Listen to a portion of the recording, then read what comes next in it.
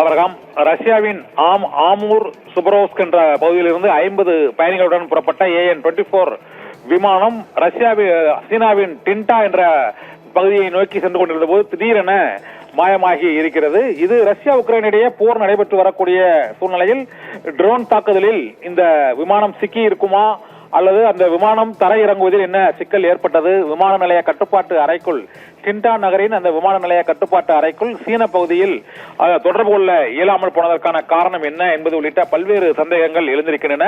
இதே சைபீரியாவை சேர்ந்த அங்காரா என்ற நிறுவனம், இந்த ஏர்லைன்ஸ் நிறுவனம் இந்த விமானத்தை இயக்கி இருக்கிறது. ரஷ்யாவின் ஆமூர் சுபரோஸ்க் என்ற பகுதியிலிருந்து சீனாவின் டின்டா என்ற இடத்தை நோக்கி சென்று கொண்டிருந்த 50 பயணிகளுடன் சென்று கொண்டிருந்த AN-24 ரக பயணிகள் விமானம் திடீரென மாயமாகி இருக்கிறது.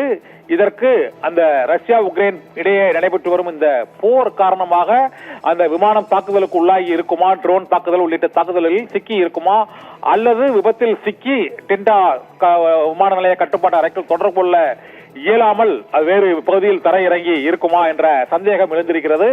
இரு நாடுகளுக்கிடையே போர் மற்றும் ரஷ்யா சீனா இடையேயான இந்த விமான பயணத்தில் ரஷ்ய விமானம் மாயமாகி இருப்பது தொடர்பாக அங்கு தேடுதல் பணியில் ரஷ்ய ராணுவம் மற்றும் விமானப்படையினர் ஈடுபட்டு வருகிறார்கள். இதுவரை அந்த விமானம் சென்ற திசை மற்றும் அது விபத்துக்குள்ளானதா என்பது உள்ளிட்ட அந்த தகவல் எதுவும் தெரியவில்லை. 43 பயணிகள் மற்றும் 5 குழந்தைகள் 6 பணியாளர்களுடன் இந்த விமானம் பயணித்ததாக கூறப்படுகிறது. ரஷ்யாவின் ஆமூர் பகுதியில் இருந்து சீனாவின் டின்டா நோக்கி சென்று கொண்டிருந்த ரஷ்யாவின் AN-24 ரக விமானம் திடீரென மாயமாகி இருக்கிறது. விபத்தில் சிக்கி இருக்குமா, வெடித்து சிதறி இருக்குமா, ரஷ்யா உக்ரைன் போரால் உக்ரைனின் ட்ரோன் தாக்குதலில் சிக்கி இருக்குமா என்று பல்வேறு விதமான சந்தேகங்களால் பயணிகளின் உறவினர்கள் அச்சத்தில் ஆழ்ந்திருக்கிறார்கள். டின்டா விமான நிலைய கட்டுப்பாட்டு அறையுடன் தொடர்பு கொள்ள இயலாததால், தொடர்பு துண்டிக்கப்பட்டிருப்பதால் இந்த விமானத்துக்கு என்ன ஆனது என்ற ஒரு அச்சம், அதிர்ச்சி இப்போது ரஷ்யா, சீனா உள்ளிட்ட பல்வேறு நாடுகளிடையேயும் அந்த 50க்கும் மேற்பட்ட பயணிகளின் உறவினர்களிடையேயும் அந்த அச்சமும் கவலையும் சூழ்ந்திருக்கிறது. தொடர்ந்து ரஷ்ய ராணுவமும் மற்றும் சீன ராணுவ மற்றும் விமானப்படையினரும் இந்த விமானத்தை தேடும் பணியில் தீவிரமாக ஈடுபட்டு வருகிறார்கள். விமானம் வேறு பகுதியில் தரையிறங்கி இருக்குமா, வெடித்து சிதறி இருக்குமா, ட்ரோன் தாக்குதலுக்கு உள்ளாகி இருக்குமா என்று பல்வேறு சந்தேகங்களுக்கு இடையே இந்த விமானம் விபத்தில் சிக்கி இருக்குமா, 50 பேரின் கதி என்ன என்ற அச்சத்தோடு இந்த தேடுதல் பணி தொடர்ந்து நடைபெற்று வருகிறது. ரஷ்யா சீனாவின் எல்லையை ஒட்டிய பகுதியில் அந்த விமானம் தரையிறங்குவதற்கு முயற்சித்த போது திடீரென மாயமானதாக கூறப்படுகிறது.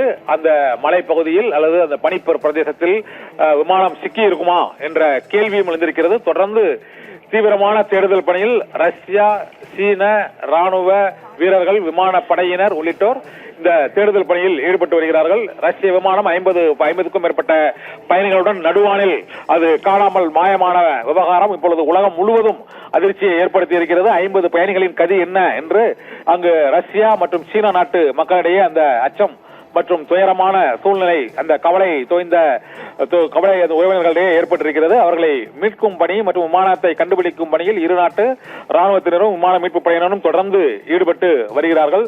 ரஷ்ய விமானம் AN-24 விமானத்தை தேடும் பணி சர்வதேச அளவில் அனைத்து நாட்டு விமான கட்டுப்பாட்டு அறைகளுடனும் தொடர்பு கொண்டு அந்த AN-24 ரக விமானத்தை அண்டை நாட்டு விமான நிலையங்களோடு தொடர்பு கொண்டு தேடும் பணியில் தீவிரமாக ஈடுபட்டு வருகின்றனர். ஆபரகம்.